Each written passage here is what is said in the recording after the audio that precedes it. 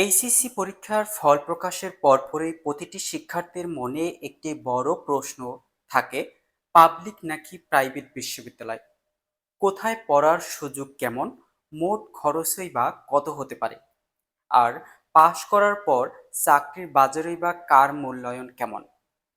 ইউজিসির সর্বশেষ তথ্য অনুযায়ী আপনার সঠিক সিদ্ধান্ত নিতে সাহায্য করতে আজ আমরা পাবলিক ও প্রাইভেট শিক্ষা ব্যবস্থার একটি নিরপেক্ষ ও বাস্তব ভিত্তিক বিশ্লেষণ তুলে ধরব। বিশ্ববিদ্যালয়ের সংখ্যা। প্রথমেই জানা যাক, বর্তমানে বাংলাদেশে পাবলিক ও প্রাইভেট বিশ্ববিদ্যালয়ের সংখ্যা ঠিক কত। বিশ্ববিদ্যালয় মঞ্জুরি কমিশন ইউজিসি এর সর্বমোট তালিকা অনুযায়ী বাংলাদেশে বর্তমানে অনুমোদিত ও চালু থাকা পাবলিক বিশ্ববিদ্যালয়ের সংখ্যা মোট ৬০টি, যার মধ্যে সাধারণ, কৃষি, প্রকৌশল ও মেডিকেল বিশ্ববিদ্যালয় সমূহ অন্তর্ভুক্ত। অন্যদিকে বেসরকারি খাতের বিকাশ এবং শিক্ষার্থীদের উচ্চ শিক্ষার সুযোগ তৈরিতে অনুমোদিত প্রাইভেট বিশ্ববিদ্যালয়ের সংখ্যা দাঁড়িয়েছে ১১৬।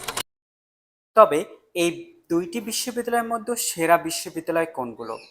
শিক্ষার মান, গবেষণা ও সুবিধার উপর ভিত্তি করে দুই ধারার শীর্ষ বিশ্ববিদ্যালয়গুলো হলো পাবলিক শীর্ষ বিশ্ববিদ্যালয়, যেমন রয়েছে ঢাকা বিশ্ববিদ্যালয়, বাংলাদেশ প্রকৌশল বিশ্ববিদ্যালয়, জাহাঙ্গীরনগর বিশ্ববিদ্যালয়, রাজশাহী বিশ্ববিদ্যালয়, চট্টগ্রাম বিশ্ববিদ্যালয় এবং দেশের প্রধান কৃষি ও বিজ্ঞান ও প্রযুক্তি বিশ্ববিদ্যালয়। এবং আরও রয়েছে প্রাইভেটের শীর্ষ বিশ্ববিদ্যালয়গুলো, যেমন নর্থ সাউথ ইউনিভার্সিটি, প্রাগ University, East West University, Ahsanullah বিজ্ঞান ও প্রযুক্তি বিশ্ববিদ্যালয়, Daffodil International University, United International University. পড়াশোনার আসল খরচ কত? পড়াশোনার খরচের কথা বললে দুইটি জায়গার মধ্যে বিশাল পার্থক্য রয়েছে। পাবলিক বিশ্ববিদ্যালয়, অনেকেই ভাবেন পাবলিকে পড়া সম্পূর্ণ ফ্রি, তবে একাডেমিক টিউশন ফি নামমাত্র হলেও বিশ্ববিদ্যালয় হল বা মেসে থাকা খাওয়া, প্র্যাকটিক্যাল, বই খাতা এবং ৪ থেকে ৫ বছরের সামগ্রিক জীবনযাত্রার ব্যয় হিসাব করলে একজন সাধারণ শিক্ষার্থীর সর্বমোট ৩ লক্ষ টাকার চেয়ে তার চেয়েও বেশি হতে পারে। তবে প্রাইভেট বিশ্ববিদ্যালয়ে সম্পূর্ণ খরচই শিক্ষার্থীকে বহন করতে হয়। এখানে বিষয়ভেদে খরচ আলাদা।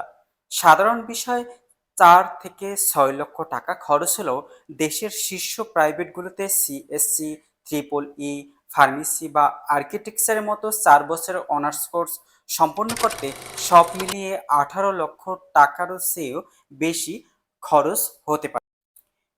প্রধান পার্থক্য ও পরিবেশ। দুটি শিক্ষা ব্যবস্থার মূল পার্থক্যগুলো খেয়াল করলে দেখা যায়, ভর্তি পরীক্ষা।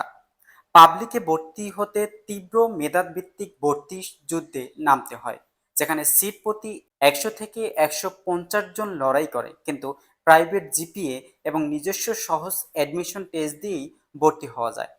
সেশন জট ও সময়। প্রাইভেটে নির্দিষ্ট টাইম সেমিস্টার চালুর কারণে ৪ বছরের অনার্স ঠিক ৪ বছরেই শেষ হয়। পাবলিকে বর্তমানে সেশন জট অনেক কম হয়ে এলেও কিছু বিভাগ অনুষদে কিছুটা বাড়তি সময় লাগতে পারে। ক্যাম্পাস ও কালচার। পাবলিকে সুবিশাল সবুজ ক্যাম্পাস, আবাসিক হল, লাইফ ও রাজনীতির সাংস্কৃতিক পরিবেশ পাওয়ার সুযোগ থাকে। অন্যদিকে প্রাইভেটে দলীয় রাজনীতি মুক্ত, সুশৃঙ্খল পরিবেশ এবং অত্যাধুনিক ল্যাব ও ক্লাসরুমের সুবিধা পাওয়া যায়। সর্বশেষ আপনার চূড়ান্ত সিদ্ধান্ত।